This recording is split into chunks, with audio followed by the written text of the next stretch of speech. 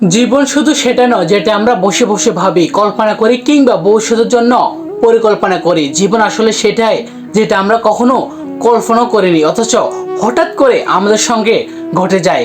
কখনো অচেনা একটি মানুষ খুব আপন হয়ে যায়, আবার কখনো খুব আপন মানুষও অচেনা হয়ে যায়। কখনো যে দিনটার জন্য অপেক্ষা করি সে দিনটা আসে না, আবার কখনো এমন কিছু ঘটে যায় যার জন্য মনটা একদমই প্রস্তুত ছিল না।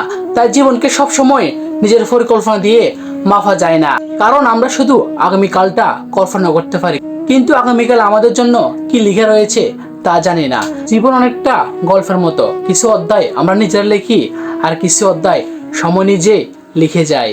তাই যা পেয়েছেন তার জন্য কৃতজ্ঞ থাকুন, যা হারিয়েছেন তা থেকে শিক্ষা নিন, আর যা আসেনি তার জন্য অতিরিক্ত দুশ্চিন্তা করবেন না, কারণ জীবন ওটা নয় যেটা আমরা ভেবেছিলাম।